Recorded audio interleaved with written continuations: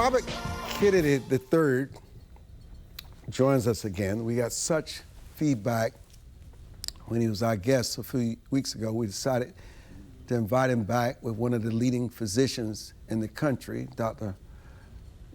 Bryan Donohue. He's written this book, which is a fascinating read. I know he's just returning from Fiji. He's a little jet lagged, but he still found time to honor his word and join us for this broadcast today. Bobby, welcome back to the broadcast. Thank you, Armstrong. How was Fiji? It was good, but I feel like my vacation is beginning right now. Well, what a way to start it. Dr. Donohue, all dressed up, looking like the dapper physician you are. Welcome back. I'm just trying to follow your lead in all things. Well, you got a tough one to follow, but hey, I like it. So, Dr. Donohue, you had a chance to read Bobby's book. What were your thoughts? Well, I did, Bobby. Nice to meet you. I read through it last night, thinking about our getting together today. And here's what I thought. First, you know, it's kind of got this little bit of voyeur quality to it, like having your ear to the confessional, if you will. But it's a very serious matter and a very controversial series of assertions. And I would love to hear, Bobby, what your thoughts are in terms of the approach the book takes, which is a little humorous, a little satirical, and yet these are really momentous topics. And the revelations that Dr. Fauci gives us are themselves monumental. So why take this kind of breezy, whimsical approach to a thing which is as serious as a heart attack? I'm curious what your thoughts were. I would suppose laughter is the best medicine in some way. I think a lot of the books about this national tragedy have been kind of dry and tough to get through. A lot of them are almost like reading legal briefs. So there's obviously hundreds and hundreds of books about this subject. I was trying to take an approach for people such as myself who might, embrace information wrapped in a different package. I don't think I'm aiming to hit the entire market here, but, for people who, like me, kind of want things presented in a way that it doesn't, kind of read like the Bible, I figure here's one. I think it's kind of my purpose is to, make just, a spoonful of sugar helps the medicine go down. I guess that's my best answer there. Dr. Fauci, your follow-up? Dr. Donohue, your follow-up. Yeah, and here's the thing. If we take the point of view, Bobby, let's say that we all had this aha moment and everything in the book was true. It's astounding. And a lot of us, for example, in this format, Bobby, Armstrong and I have kind of covered this really since its inception in early 2020. And there's a kind of a feeling of like, wow, we always suspected this was the case. But the only issue that kind of crossed my mind reading this late into the night last night was that there's real gravity here.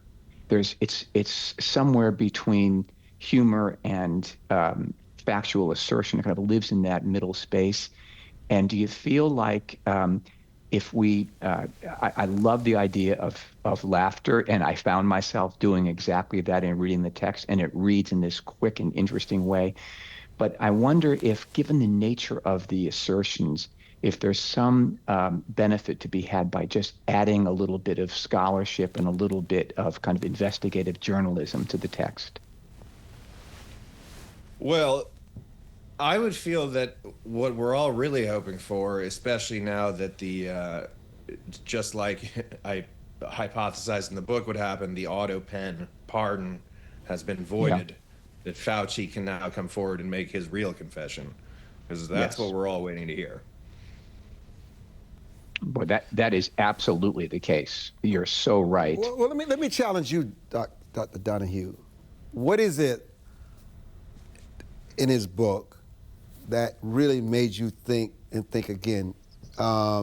Even though the humor, it was satirical, but there had to be a moment in there where you say, well, I really never thought about, and this is not funny anymore because this may be true.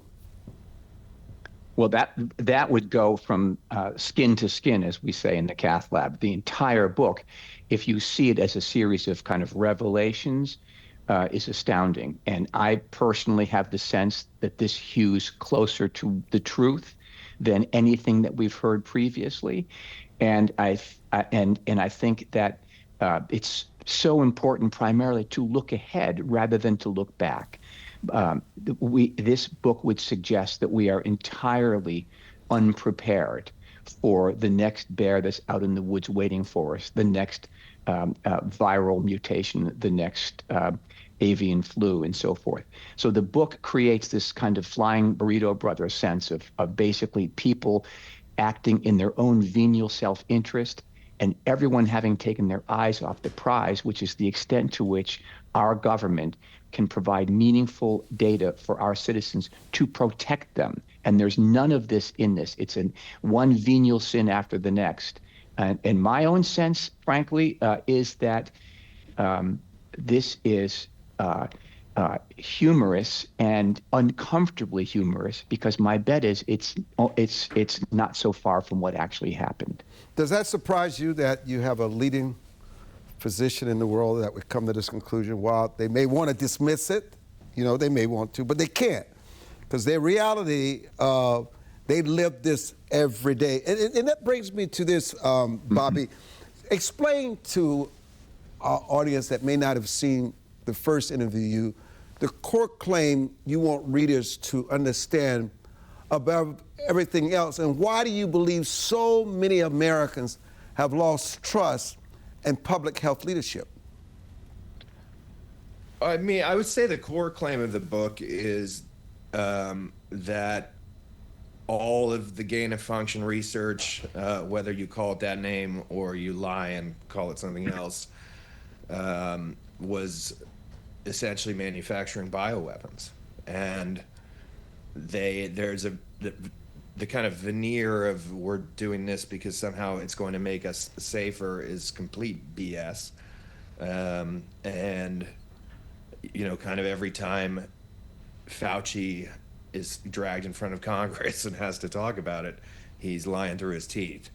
So, I suppose the book is just what would happen if somebody waved the magical truth wand over him. And I think we all wish that would happen.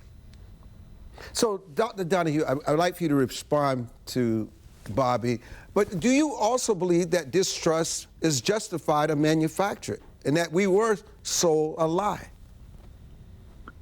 Well, Armstrong, the answer to that is absolutely yes. And I think the cost of it, the cost of the crisis of faith that all of that time frame provoked, it can't be overstated. So, in fact, there's what Freud described as reaction formation, where people actually recoil now at the notion of any kind of government edict or any kind of public health advice that comes from these government agencies.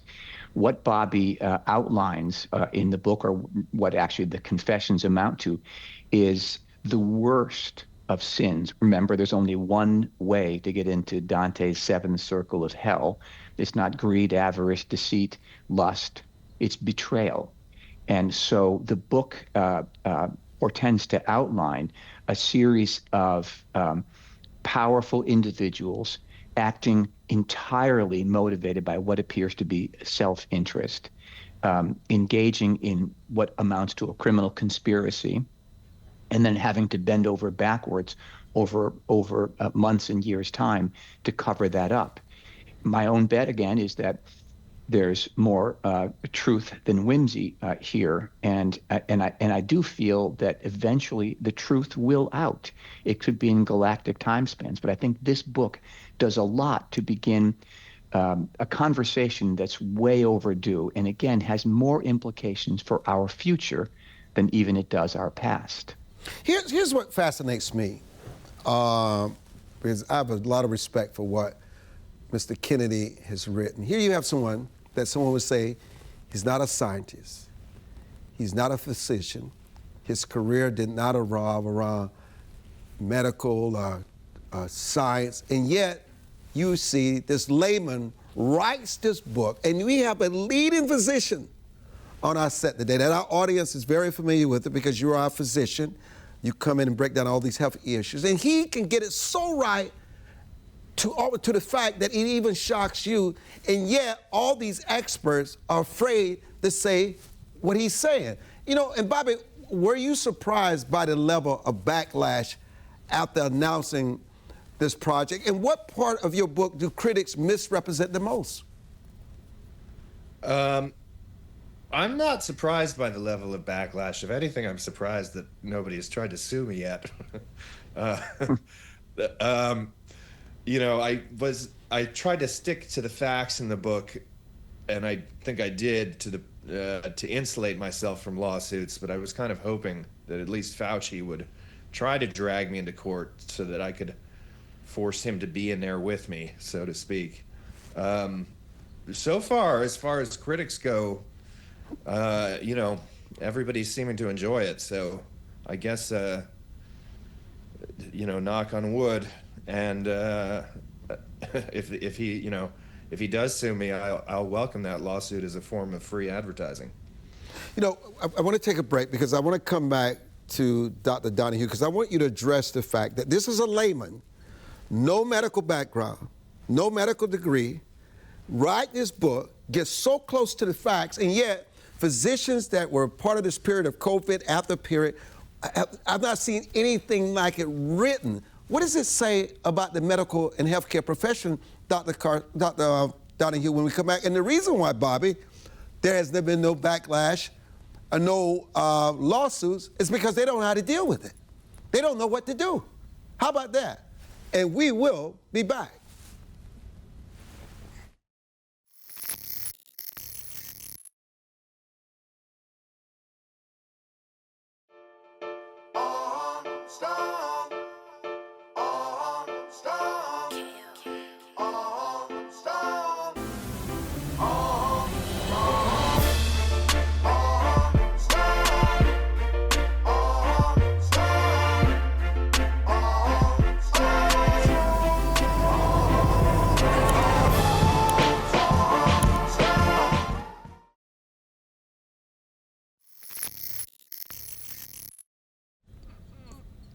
So, Dr. Donohue, how could this young Mr. Kennedy, firstborn of our Secretary of Health and Human Services, come so close to the facts?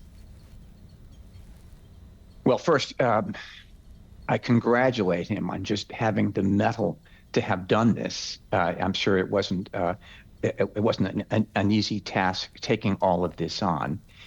Though your point is well taken, Armstrong. Physicians have themselves been browbeaten throughout this whole time frame, if I may. The betrayal isn't just of Dr. Fauci and his position and trust allocated to him. Our own leadership, by that I mean physician leadership, was a disgrace. Early on in the pandemic days, when people would call me that were gravely ill, they weren't all old, they weren't all debilitated. Many of them were healthy adults who had been ill for weeks and were at the end of the road. And some of us made hydroxychloroquine and other medications available to those people because we had nothing left. We had no treatment options that were established. And I'm here to tell you in this audience, and Bobby, that hydroxychloroquine, in my experience, was for many people a godsend. And yet, our own leaders, the head of the AMA, lambasted physicians for doing this, threatened to remove physicians' licenses for the crime of using medications in a fashion for which they were not precisely indicated. We do that all the time. And so there's something very deep here about a kind of conspiracy that was afoot Bobby begins the book by pointing out that there was a convention in 1975 and a broad agreement that we would not develop what amount to weaponized viruses. And from that point on, it appears through the confessions that Dr. Fauci continued to do that, not personally, but funded it. And then the genie got out of the bottle, and there were years of this rank deception. So it isn't just the government, Armstrong, that betrayed us, and that I think is beyond any reasonable contest. But it's also the leaders of medicine, the people who have access to the microphone with the red light on, who chastised and browbeat physicians who are the last innocent standard bearers for the patients, making them say that people died of COVID when COVID was an incidental occurrence, using ivermectin and hydroxychloroquine in the best of faith because that's all they had. That was a disgrace. And there's really room here, I think, for a lot of us to take a long look in the mirror and say, who really is it that has stepped up to our leadership positions?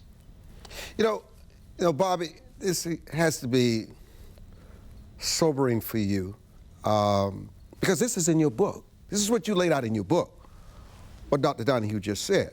But you also, and I want to quote, because I had to go back to the book to prepare for this, I want to follow up, because I really want our audience to understand what we're saying here. You also said he was funding research, this is Dr. Fauci, to deliberately modify viruses to become more contagious and more lethal. Is this, in fact, what the NIH and other government agencies under his authority were doing? Were they weaponizing viruses? Is this what we're saying here, Bobby? Well, if they were to do it personally, it would have been illegal. So what they did was they kind of launder the responsibility through NGOs and various, companies like Peter Daszak at the now infamous EcoHealth Alliance. So, they, rather than doing this work, which there's, really no excuse on God's green earth to be doing, doesn't make anybody safer, that's for sure. They hand it off on behalf of, probably the Pentagon and the CIA, whoever they're building these bioweapons for, basically to, private companies and the Wuhan lab, et cetera, so that they can say we're not doing gain-of-function research anymore when they're funding it. And, it's astounding, it's criminal, and I think now that the pardons have been voided, I can't wait for these guys to get dragged up in front of Congress and hopefully put in jail. Dr. Donohue, who decides what becomes settled science? And did dissent get suppressed or censored during COVID? And where is the line between public safety and public control? And for you as a physician, should doctors who disagreed with pandemic policy have been protected or punished? Well, of course they should have. Of course they should have. These are physicians who are actually there, going to work every day.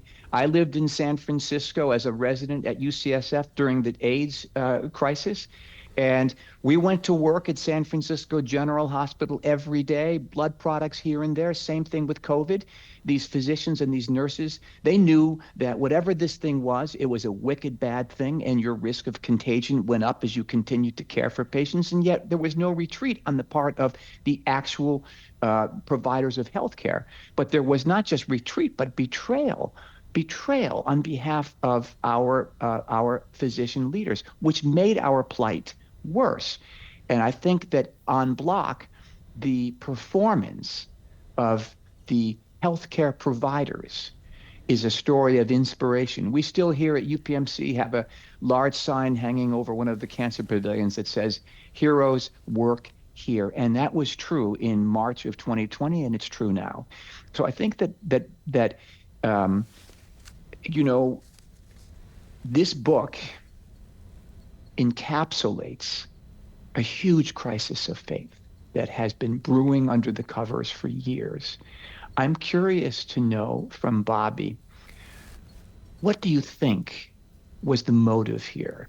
Was this just kind of a Pandora's box thing, one little mistake requiring another, or was Dr. Fauci just carrying water for the defense and intelligence industries?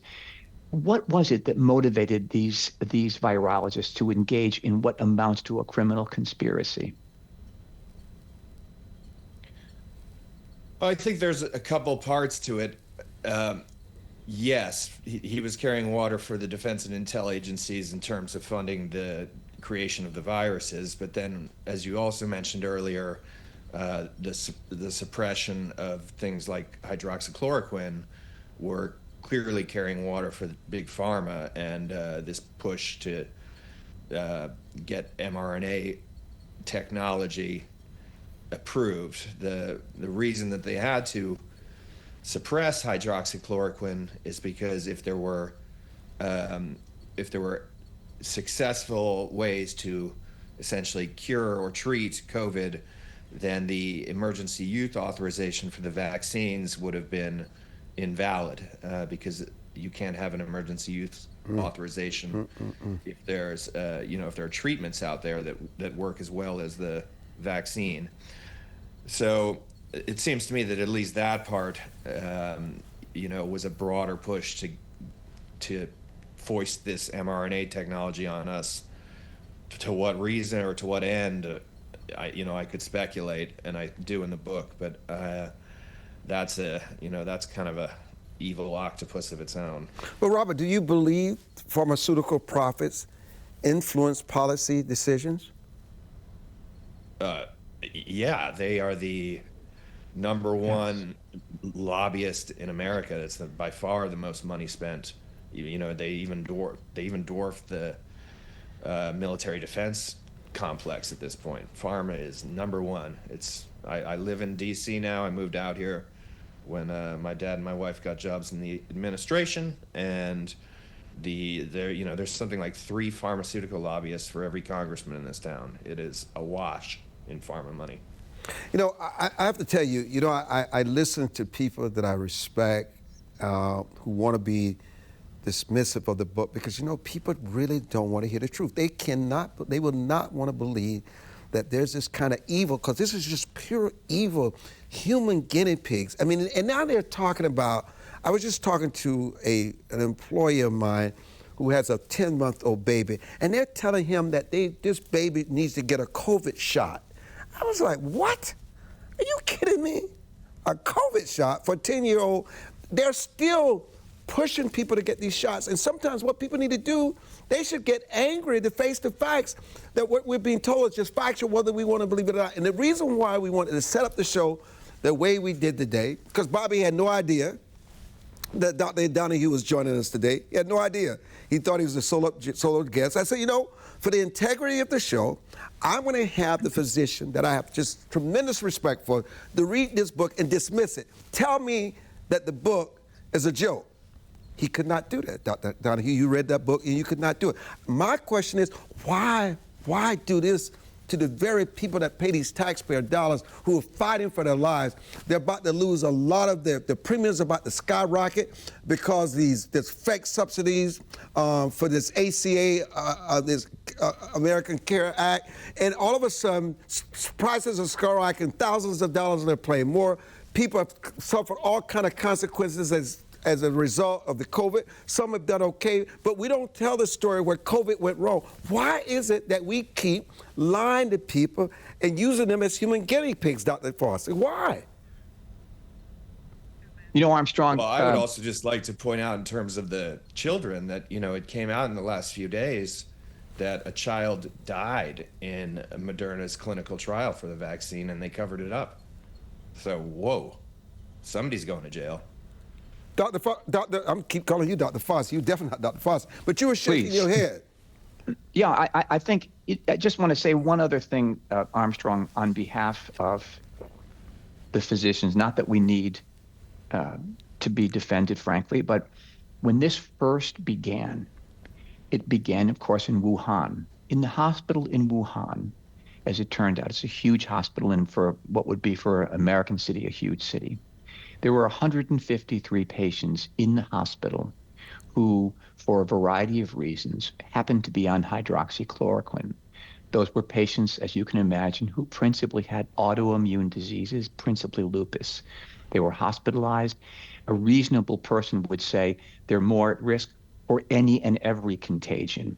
The physicians made the point, the Wuhan providers made the point, curiously, that of all the people in the hospital, those that were on hydroxychloroquine who would be at greatest risk, in fact, did not contract the virus.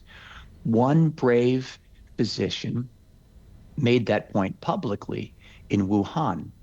As it turned out, he himself got COVID and was incarcerated for acts against the state and died a winnowing death in prison. And so for a lot of us that have been in this business for a time, we've never quite seen the naked, ribald, oppositional power of government brought to bear against providers, as we saw in these circumstances that Bobby begins to outline in the confessions. And I think that there's pushback coming. We all remember the reality of what happened, of how we were not able to get hydroxychloroquine, how we had to go. It was like you'd be better able to get cocaine or fentanyl than you could get a medicine that we knew worked. And it was the only thing. It preceded ivermectin, you may remember. So there is a deep core of resentment among the physicians. Bobby maybe inadvertently has kind of shaken that sauce a little bit. And I think we'll see that people have stories to tell, and those stories will find their way out. They say in India that the truth will out, and I think here it will. And I think Bobby's contribution here may serve to kind of jumpstart the thing and get us past the inflection point. We're gonna take a break. But see, Bobby's got backbone. It takes backbone to do something like that, and this is what we need more of: people with backbone. Okay, we'll be back. Don't go away.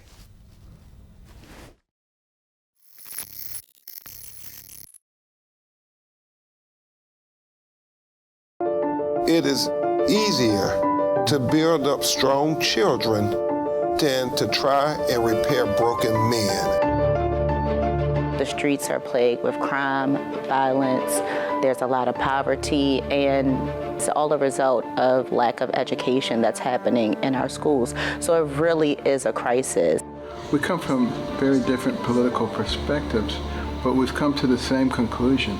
And that is, there is a crisis in the classroom. Children are being deprived of quality of life because they're being deprived of a good education. We must solve this problem. It's incumbent upon all of us to join hands together to get this done. We can't afford to wait one more day before we address these issues, because every day we lose another child. Let's stop the politicking. Let's stop the games. Let's really do something to give these kids a real chance at life and being a part of that American dream. We need accountability for funding. Many of the districts where you're seeing very low test scores, students graduating with very low literacy and math comprehension rates, they are receiving a lot of funding. So where is the money going where our kids aren't being adequately educated? If you believe every child is deserving of a quality education, please go to educationjusticefoundation.com.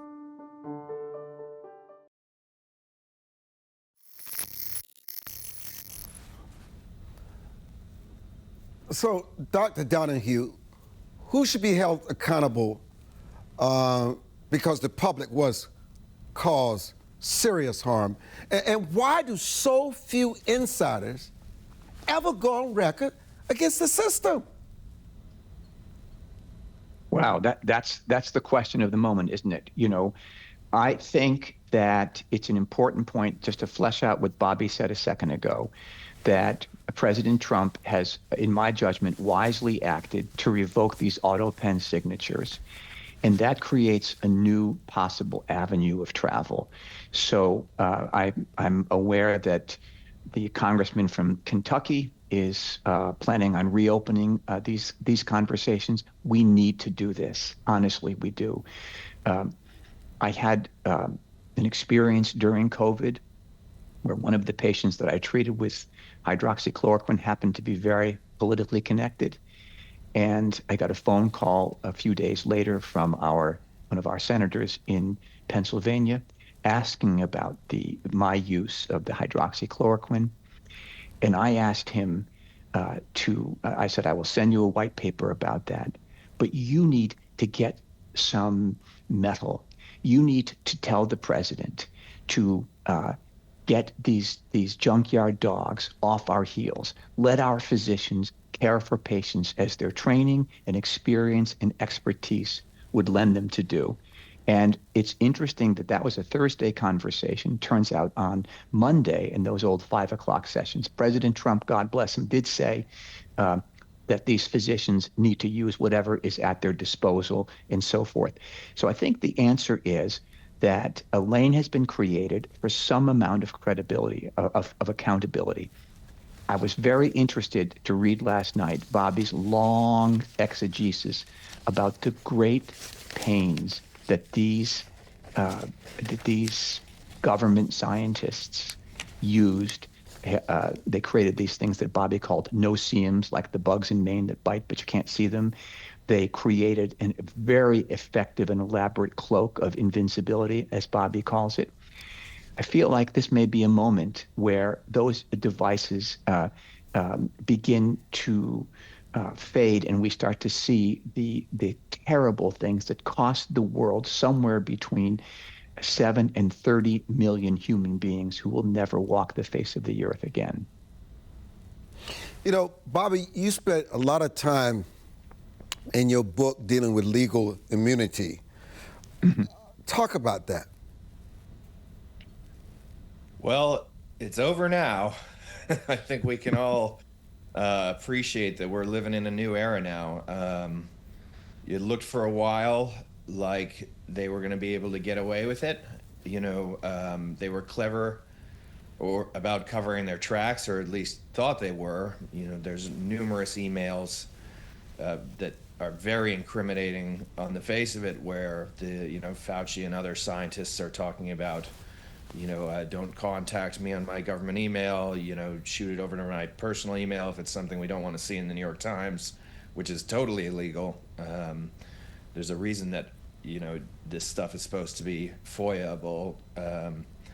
And basically they were covering it up. They were having secret meetings. They knew what was going on, and that's criminal action. So, I think it was very interesting that when Biden pardoned him, the pardon was retroactive, I believe until 2014. So you're like, what has this guy been up to?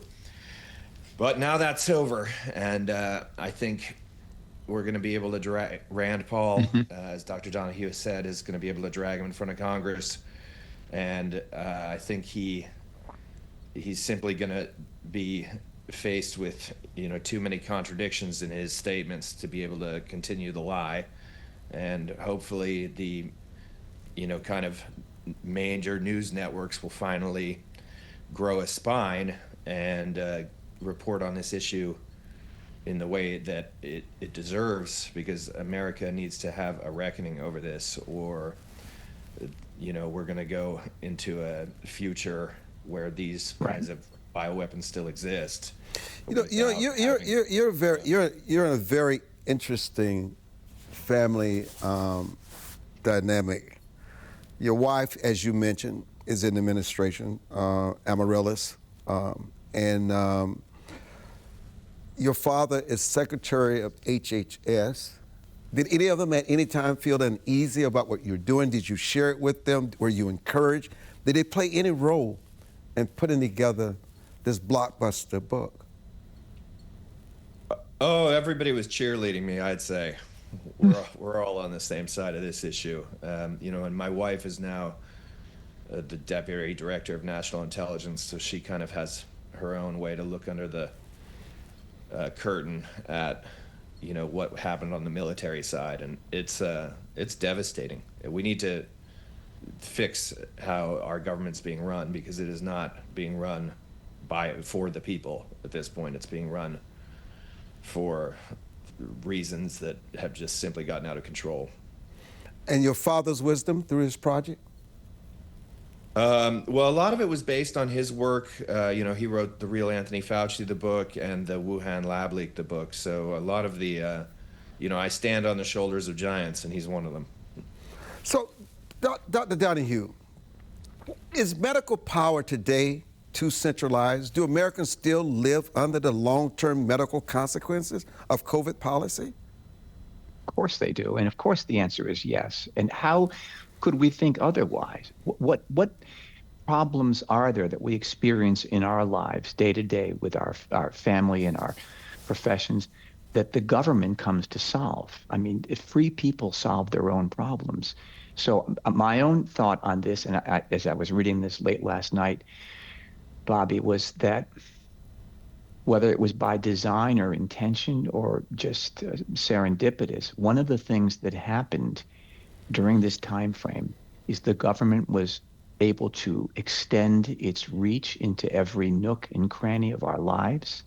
You in particular, towards the book's end, talk about the extent to which the public themselves became compliant.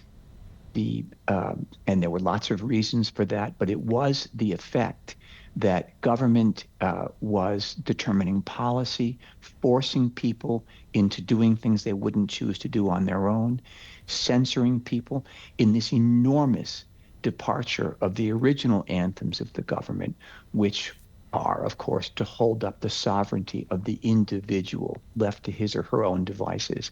My own sense, Bobby, is that old turn of phrase from Rahm Emanuel about never let a good crisis go to waste has as its best example this COVID crisis.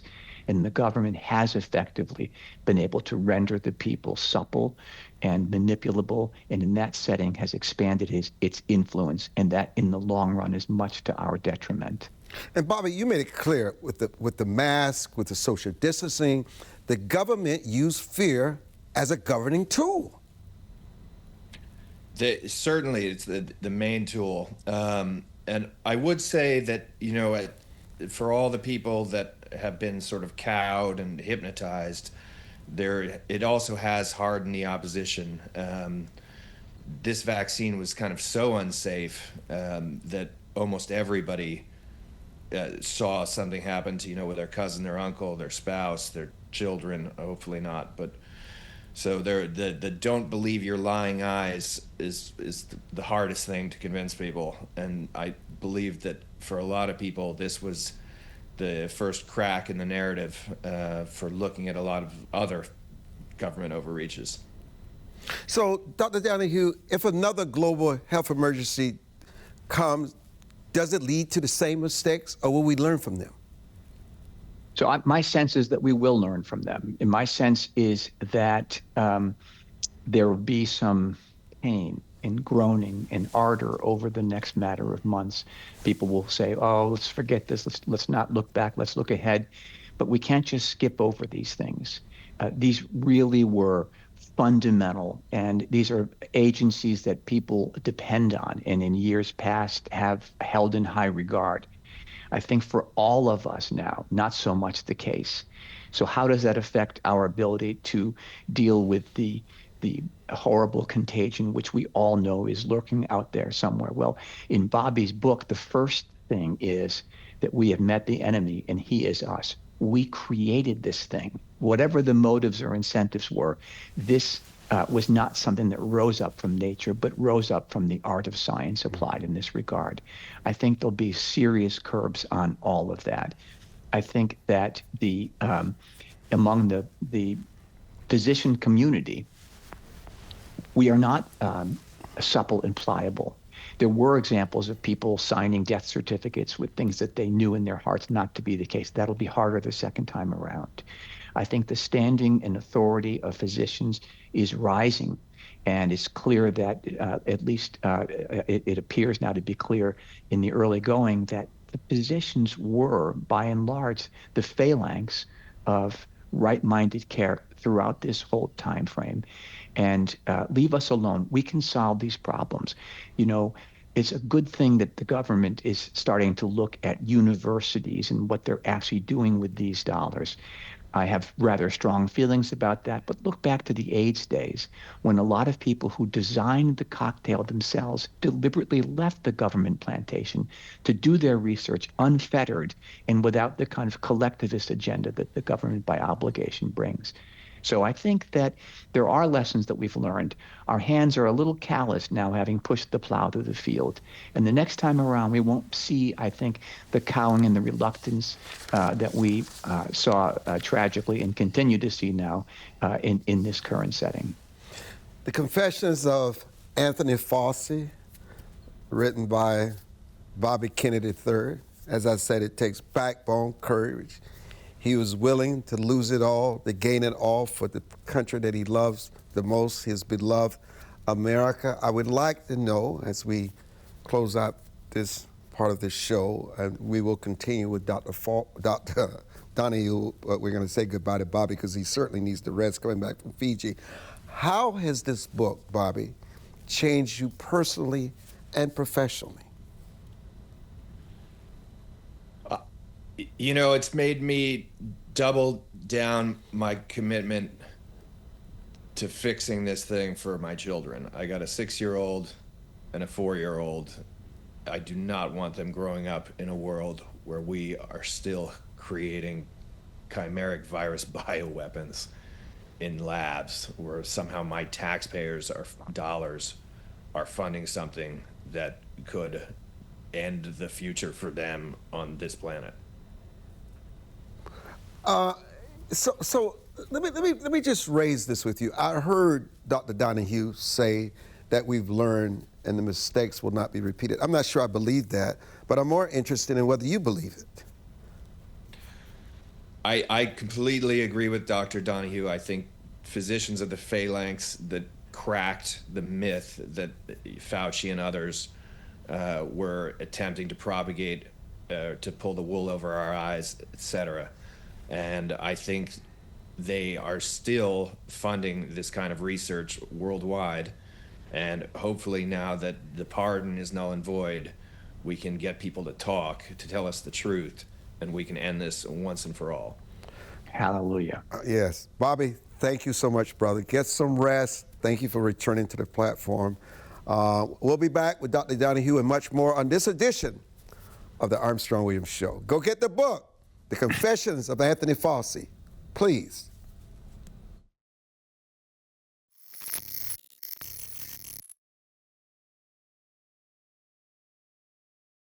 As a home buyer, you need a lender who cares about your home ownership dreams.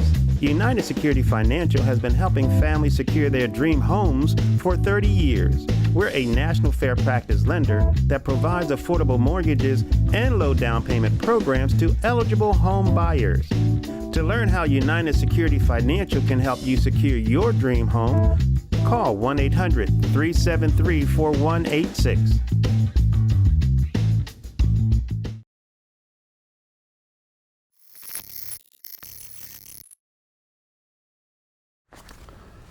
And welcome back to the broadcast. Dr. Mateja, Leonni, Stanonik, thank you so much for joining us. MD, MA, PhD, the Vita Medical Institute. Are you still in Phoenix, Arizona?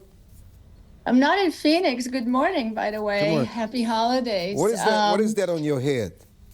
That I am doing procedures all day, so okay. I just literally came out from the angio Okay, that's what I thought. I'm so sorry. No, don't be sorry. I just want to make sure our audience understood that you were still working and taking a break from your procedures to join us today. Doctor, what exactly did your latest clinical trial prove? That's what I want to talk about with our guest, Dr. Bryan Donohue.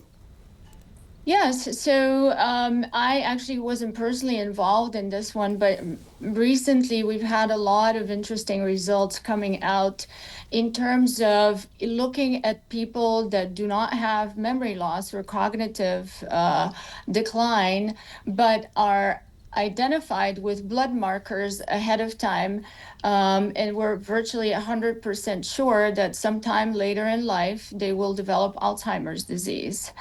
And the most recent data, or one of the clinical trials, we intervened with anti-amyloid type of therapies, and that actually is showing great promise. I mean, it was also, I think, featured somewhat in the mainstream media this past week, but the promise from those results is really great. So that means that, you know, we are talking about intervening or identifying for sure people who are at risk at, you know, a very young age, and then intervening and preventing the disease altogether. So prevention, I think, going forward will be the key. So, doctor, are we now talking about prevention instead of the management? And what role does early detection now play? And how close are we to making Alzheimer's a preventable disease? I think we're very close. Again, these agents, the new agents that we're using now, these are the so-called disease-modifying agents, right? They don't change out the genetics for the disease, but they're able to actually clear out the amyloid plaque or the tau proteins, which are the bad toxic proteins that end up causing the disease. Even in mildly affected patients, I now have over 1,500 patients treated in the last 4 years when we intervene in those early ages. And now I have a better clinical sense what the cutoff is on MOCAs and all these tests that we use to test them. I have very good success in, not just reversing the disease, but making them reversing the disease, making them cognitively normal, or stopping the disease. And, you know, my first patients go back to 4 years. And from the get-go, and I've been doing Alzheimer's research, remember, 30 so years when I first came to this country, that's the reason why I came to the United States. And my sense has always been that there will be a point in history of humankind where we will be able to prevent Alzheimer's altogether. And I've been saying that as soon as the first anti-amyloid therapies have come to fruition and were approved by the FDA. Again, I don't want to simplify the issue. This is a heterogeneous disease, and we do not completely understand all factors that are involved. But for example, there have been people in the scientific circles and elsewhere who have been calling Alzheimer's disease type 3 diabetes, basically alluding to the fact that this is only a metabolic disease. Well, now we know, again, recent last couple of weeks, research that's come out, the GLP-1s that we use for weight loss and diabetic treatment obviously did not prove that we can slow down or stop the progression of Alzheimer's disease. We did learn something very interesting, though, and that's something that I've been using while I treat my existing patients with the anti-amyloid therapy. We take advantage of putting the brain into ketosis, because the brain in ketosis does not cause further damage to itself, because we minimize all the inflammatory processes going on, and we actually help the drugs to clear the amyloid out of the brain faster. Pretty fascinating stuff. No, Dr. Donohue, quickly, how significant is this? Well, it highlights, again, something that we've talked about before, Armstrong, in this format, which is that finally prevention is getting legs. So what we just heard was a fabulous example of asserting ourselves early on in the disease process. I want to mention briefly to my colleague here on the show, we're actually doing a study here at UPMC that is so much congruent with what was just described. And it basically involves 300 naval combatants, basically SEALs, those boats travel at 50 miles an hour. They get this continuous closed head trauma. And so we're randomizing these patients who have mild cognitive impairment to a simple antioxidant, glutathione, which turns out to predictably decline in age, is measurable with MR spectroscopy. And in India, there's very, very persuasive work as to the benefit of supplementing. So in any case, we now have a IRB approval and have started enrolling patients with mild cognitive impairment. And we'll have answers to this soon. And I think one other thing that is happening here, I'm an interventional cardiologist, but the impact test, Armstrong, which is used to assess cognitive impairment, for example, among athletes, is now being extended to patients with malignant disease, recognizing that a lot of the favored therapy of those patients has clear impact on their cognition. And patients now survive with malignancy, praise God. And so understanding the effects of treatment on patients with these standardized tests is another example of kind of inserting ourselves into the process rather than passively waiting for the other shoe to fall. Dr. Stanonik, your comment, and I'll also quickly, because we're about out of time, talk about what biological mechanisms did your team finally crack, as you briefly respond, if you choose to, Dr. Donohue. Yes, no, I am so happy that you have a trial IRB approved, for the study that you just described. That's awesome. I might even actually refer some patients to you. Thank you. These guys are very interested and motivated in participating. I think one thing I'll tell you, I have my own regimen of supplements and antioxidants and all these things that I actually add to my existing patients from the community that we treat with anti-amyloid therapies, and glutathione is one of those. I've been using that from the get-go. Wow. Putting the brain into ketosis, so putting people on Yes. various fasting regimens that we have delineated, supplementing with alpha GPC, huperzine, and we used the Bacopa miliuri, which is another type of plant that we know is helpful in memory loss. Sometimes we use lion's mane and ginkgo biloba. Those that are more familiar to those of us in the West. So that I have come up with my own regimen of this, again, based on my 30-some years disease research of the disease itself. And I just wanted to add, Mr. Williams, I am in Tucson, before you add it, Dr. Stanonik, before you add it, we're out of time. You know what we got to do? We just had Bobby Kennedy on and Dr. Donohue, and then you. We're going to come back for just to talk about this new technology with you and Dr. Donohue in a solo format for 1 hour.